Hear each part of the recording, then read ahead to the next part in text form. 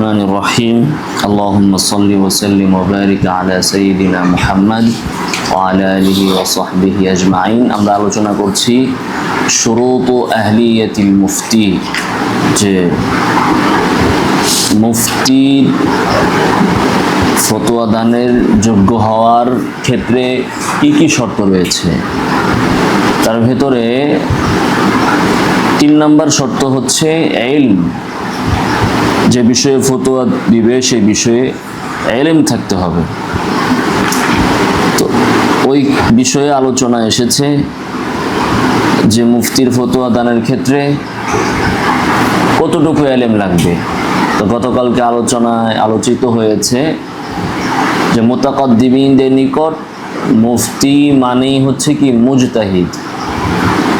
একজন মুজতাহিদের যতটুকু ইলম থাকতে হয় মুফতিরও ওই বিষয়ে ততটুকু ইলমই থাকতে হবে, ঠিক আছে না? তো মুফতি যদি মুজতাহিদ হয় তাহলে বর্তমান যুগে বা পরবর্তী যুগে যে যুগে মুজতাহিদ নাই তো সেই যুগে ফতোয়ার কাজ কিভাবে চলবে? বর্তমান যুগে মুজতাহিদ আছে কিনা, থাকলে কয়জন আছে? তাহলে ফতোয়া তো পুরোপুরি বন্ধ হয়ে যাবে।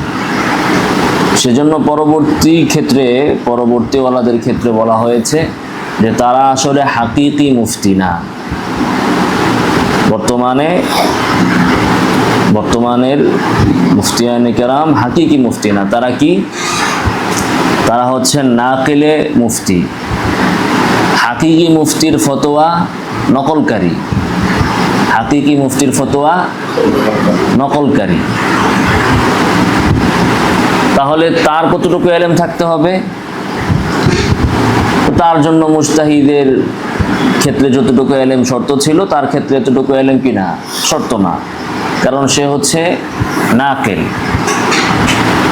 যেমন দেখেন একজন ডাক্তার,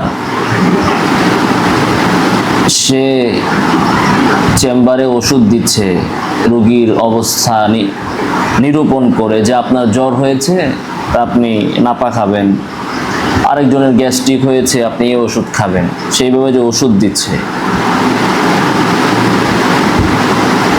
তারও এক প্রকার ইলম আছে। কিন্তু যে ওষুধ বানাইছে, যিনি জ্বরের জন্য টেস্ট করে পরীক্ষা নিরীক্ষা করে আবিষ্কার করেছেন যে জ্বরের জন্য নাপা ট্যাবলেটটা উপকারী, গ্যাস্ট্রিকের জন্য এই ট্যাবলেটটা উপকারী, এই গবেষক সে হচ্ছে কি মুজতাহিদ পর্যায়ে। আর যিনি তার কথার উপর ভিত্তি করে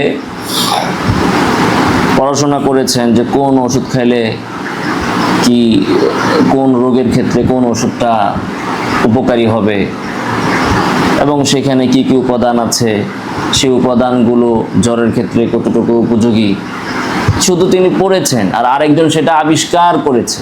দুজন কি সমান? পৃথিবীর সব ডাক্তারই কি ওষুধ আবিষ্কারক? সে একেবারে টেস্ট করে দেখে নিজে বুঝে তারপরে কি সে রোগীকে ওষুধ দেয়?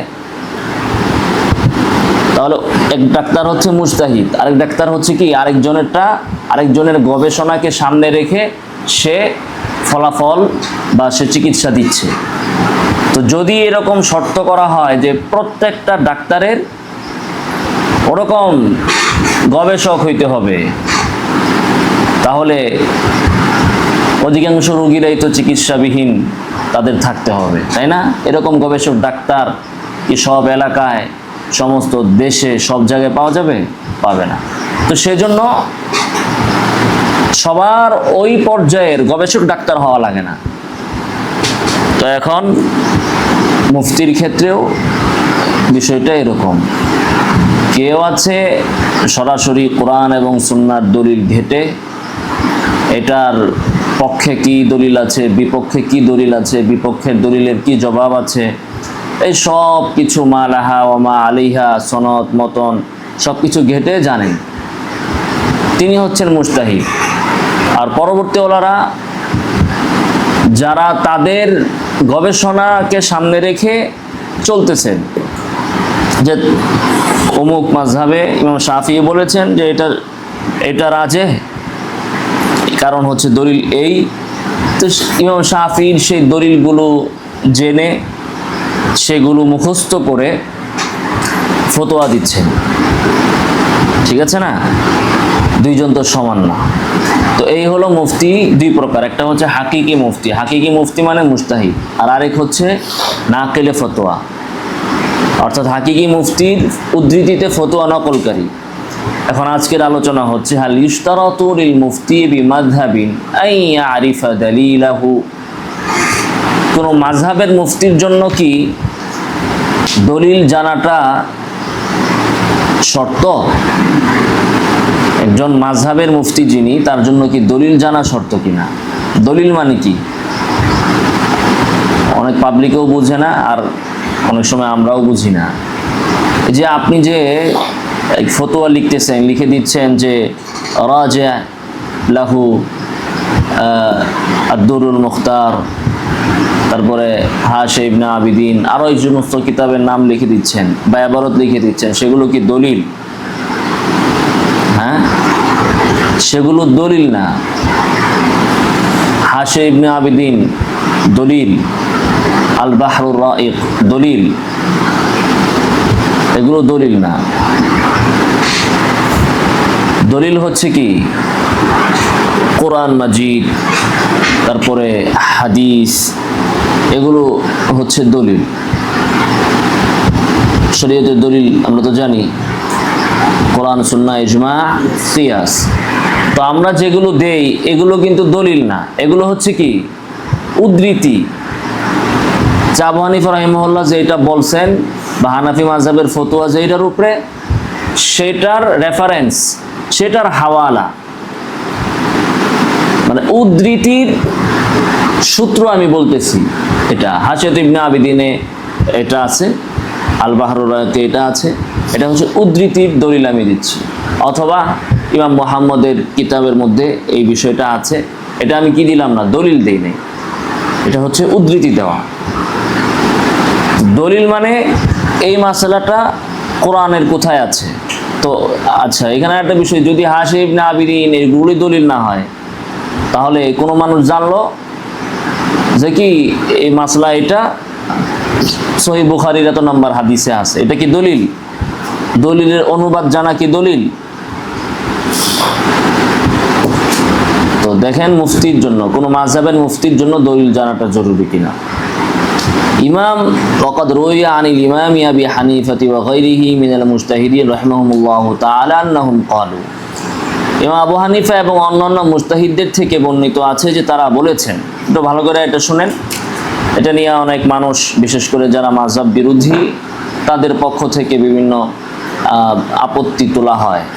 দেখেন, তো ইমামদের থেকে বর্ণিত আছে, মুজতাহিদদের থেকে, আন্নাহুম ক্বালু লা ইয়াহিল্লু লি আহাদিন আন ইফতিয়া বিকাউলিনা হাত্তা ইয়ালামা মিন আইনা কুলনা, যে কারো জন্য বৈধ নয় আন ইফতিয়া বিকাউলিনা, আমাদের কথা দিয়ে ফতোয়া দিবে যে পর্যন্ত না সে না জানবে মিন আইনা কুলনা, আমরা এটা কোত্থেকে বলেছি, আমরা এটা কোত্থেকে বলেছি, এটা যতক্ষণ পর্যন্ত সে না জানবে ততক্ষণ পর্যন্ত তার জন্য আমাদের বক্তব্য দিয়ে ফতোয়া দেওয়া জায়েজ নাই। তো বাহ্যিকভাবে কি বোঝা গেল? আপনি যখন আবু হানিফা রাহিমাহুল্লাহর কোনো মত উল্লেখ করবেন, তখন এই অনুযায়ী ফতোয়া দেওয়াটা বৈধ হবে না যে পর্যন্ত না আপনি না জানবেন যে আবু হানিফা রাহিমাহুল্লাহ এটা কোন দলিলের ভিত্তিতে বলেছে। তাতে কি বোঝা গেল? তাহলে প্রত্যেকটা মুফতির বা প্রত্যেকটা ব্যক্তির যারা আবু হানিফার মাযহাব বর্ণনা করবে, বলবে, তাদের জন্য দলিল জানতে হবে। এটা তো বোঝা গেল।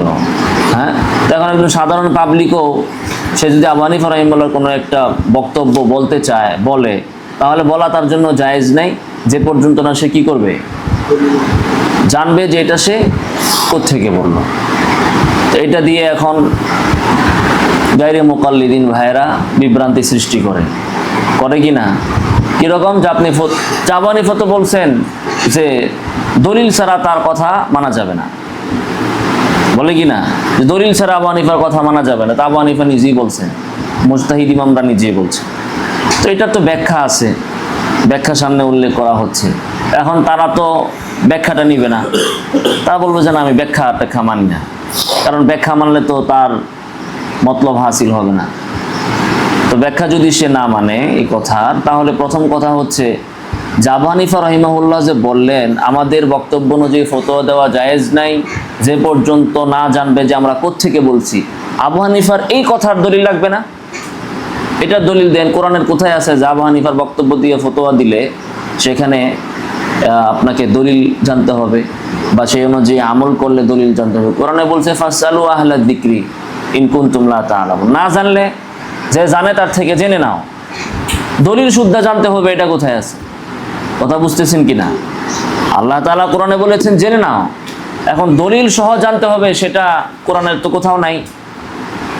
অসংখ্য সাহাবী তারা আরেক সাহাবী থেকে, মুজতাহিদ সাহাবী থেকে ফতোয়া নিয়েছেন দলিল জানা ছাড়া। মাসলা জিজ্ঞেসেন, মাসলা পাইছেন, শেষ। দলিল জানেন না। দলিল জানা কি সবার জন্য সম্ভব? সবাই দলিল বুঝে? সবাই কি ক্লাসের নাম্বার 1 ছাত্র? আর দলিল মানে কি? দলিল মানে বুখারীর তমুক হাদিস 2 নম্বর 4 নম্বর, এর নাম তো দলিল না। ওই 4 নম্বর হাদিসের ভিতরে কি বলেছে সেটার ব্যাখ্যা কি, এর বিপরীতে আর কোনো বক্তব্য হাদিস আছে কিনা, তার থাকলে সেটার সমাধান কি, রাজেহ কোনটা, ওয়াজে তারজিহ কি, এই সব কিছু জানার নাম হচ্ছে দলিল। এখন যদি প্রত্যেকটা মানুষের এই দলিল সহ জানতে হয়, তাহলে তো শরীয়ত আর পালন করা লাগবে না। এক আলহামদু সূরার দলিল খুঁজতে গেলেই তো কয়েক বছর চলে যাবে। আলহামদু সূরার যে কেরাতগুলো আছে, এখানে কোন জায়গায় কয়টা কেরাত আছে, সেটার সনদ কি, এই দলিল ঘাটতে গেলে তো সময় চলে যাবে অনেক। নামাজ পড়বে কখন? তাহলে প্রথম কথা হচ্ছে ব্যাখ্যা ট্যাখ্যা যারা মানে না তাদের কাছে প্রথম প্রশ্ন থাকবে যে এটা যে আবু হানিফা রাহিমাহুল্লাহ বললেন, তার এই কথাটা যে সঠিক সেটার দলিল আগে আপনি দেন। 2 নম্বর হচ্ছে যে আবু হানিফা রাহিমাহুল্লাহ যে কথা বলছেন, উনি আসলে এই কথা বলছেন কিনা সেটার সনদ কই? সব জায়গায় তারা সনদ খুঁজে, এই জায়গায় সনদ কই? আবু হানিফা রাহিমাহুল্লাহ থেকে এগুলো নকল করা হচ্ছে, ইমামদের থেকে নকল করা হচ্ছে, সনদ দেখান আবু হানিফা যে আসলে এই কথা বলছে। এই হচ্ছে তাদের ক্ষেত্রে জবাব। তবে এর সরল ব্যাখ্যা আছে, ব্যাখ্যা এখানে সামনে উল্লেখ করা হচ্ছে যে দলিল আবু হানিফা রাহিমাহুল্লাহ যে ফতোয়া দিয়েছেন, ওই ফতোয়া মানলে, ওই ফতোয়া অনুযায়ী ফতোয়া দিলে সেটার দলিল আপনাকে জানা লাগবে কিনা। তো যারা দলিল বুঝতে সক্ষম নয়, আমরা প্রত্যেকটা মাসালা কি দলিল জানি? মানে এর ব্যাপারে কয়টা হাদিস আছে, কয়টা পক্ষে আছে, কয়টা বিপক্ষে আছে, সব জায়গায় কি মানুষ দলিল জানে?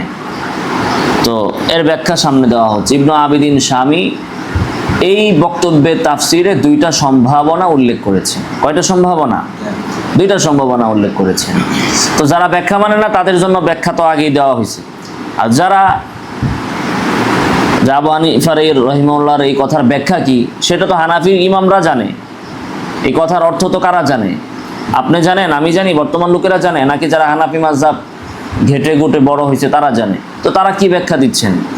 তারা ব্যাখ্যা দিচ্ছেন যে আন্না মুখাতাবা হাযাল কওলি মুজতাহিদুন মুতলাকুন। আবু হানিফা রাহিমাহুল্লাহর এই বক্তব্যের খেতাব হচ্ছে মুজতাহিদে মুতলাকের দিকে। এই কথার সম্বোধিত ব্যক্তিকে মুজতাহিদে মুতলাক, যে আমাদের বক্তব্য অনুযায়ী ফতোয়া দেওয়া যাবে না যে পর্যন্ত না জানবে যে আমরা এটা কোত্থেকে বললাম। এই কথাটা কাকে বলা হচ্ছে? মুজতাহিদে মুতলাককে বলা হচ্ছে। তো এখন যারা ফতোয়া দেয় তারা তো মুজতাহিদ না, মুফতি না, তারা হচ্ছে নাকিলে মুফতি। তো নাকিলে মুফতিকে এখন কি করা হয়? মুফতি এর কায়েম মোকাম করা হয়। গতকালকে গেছে, এখন তারাই মুফতির স্থলাভিষিক্ত। যেহেতু বর্তমানে মুজতাহিদ পর্যায়ের মুফতি নাই, কে মুজতাহিদ মুফতি? সালাফিদের ভিতরে যেগুলো আছে এরা কি মুজতাহিদ মুফতি? মুজতাহিদ হইলে এই ধরনের আজগুবি ফতোয়া তারা দিতে পারতো? কোনো মুজতাহিদ দিছে?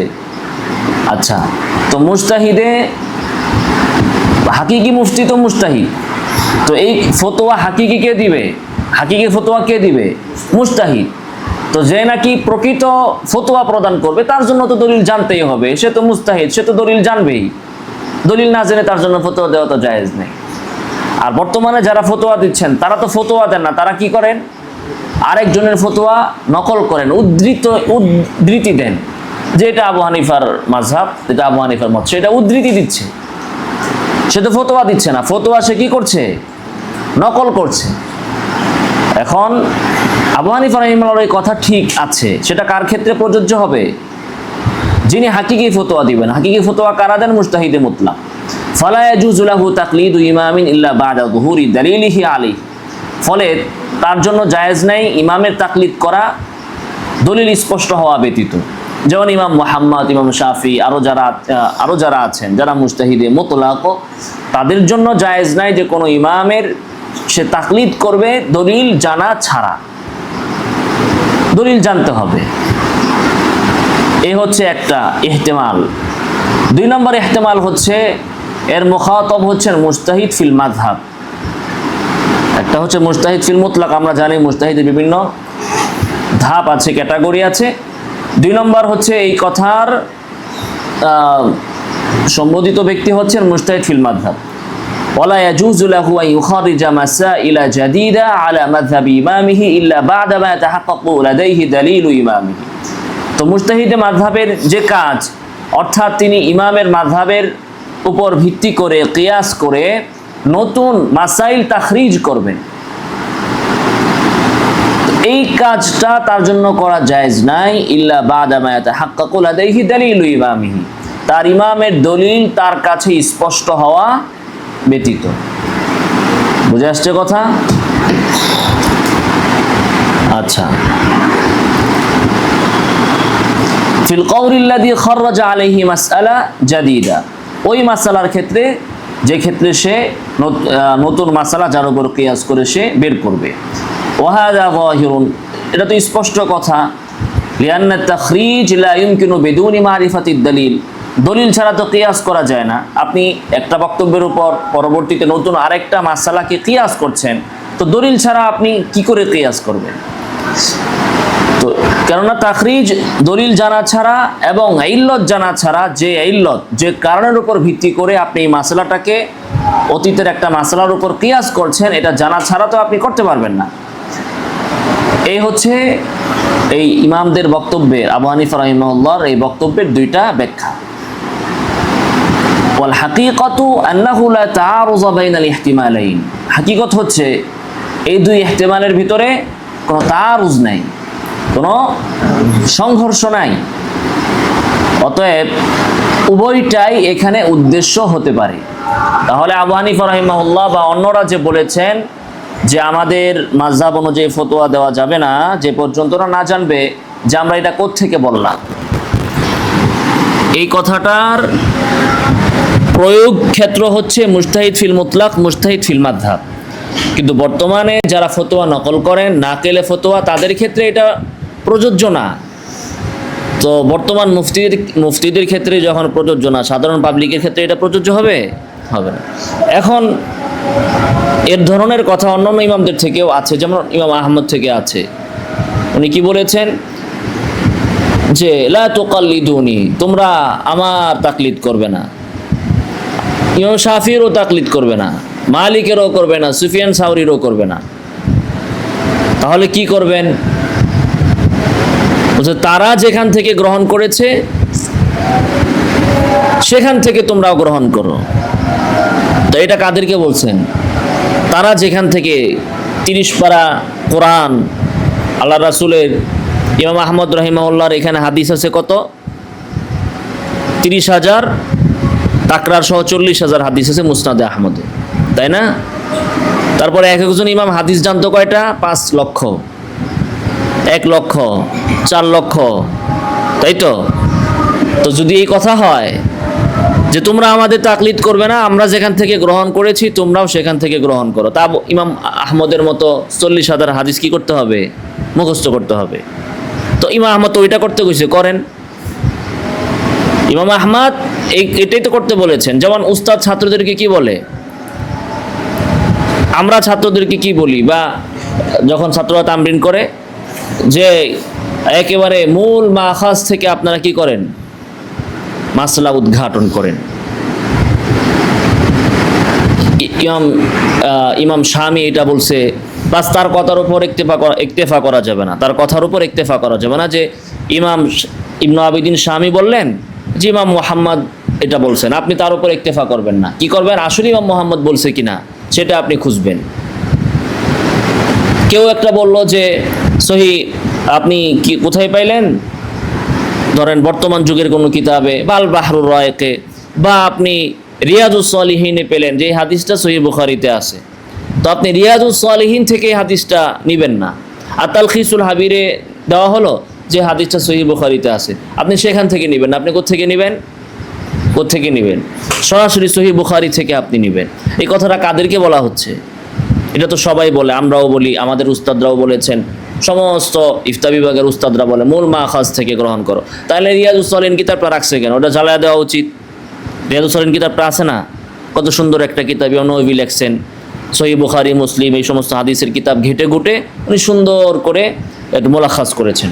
এর থেকে একটু বড় মোলাখাজ হচ্ছে কি মিশকাতুল মাসাবি। তো আমরা তো বলি মিশকাতুল মাসাবি থেকে হাদিস নেবেন না, কারণ মিশকাতুল মাসাবি হাদিস নিছে বুখারী থেকে, আপনি ওইটা বুখারী থেকে নেন। তো এটা তো ভালো, এটা যে ব্যক্তি এটা করতে সক্ষম। এখন একজন সাধারণ পাবলিক সে কি রিয়াদুস সালিহিন পড়তে পারবে না? বা একজন মাদ্রাসার ছাত্র যারা নাহবী মীর বা হেদায়াতুন নাহু জামাতে পড়ে, তাদেরকে রিয়াদুস সালিহিন কিতাবটা পড়ানো হয়, তো রিয়াদুস সালিহিন তাদেরকে পড়ানো যাবে না?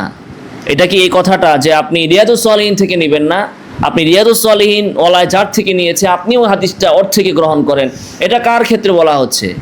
যিনি দাওরা পর্যন্ত পড়ে তারপরে ইফতা পড়ে একজন ওই পর্যায়ে পৌঁছেছেন তাকে বলা হচ্ছে।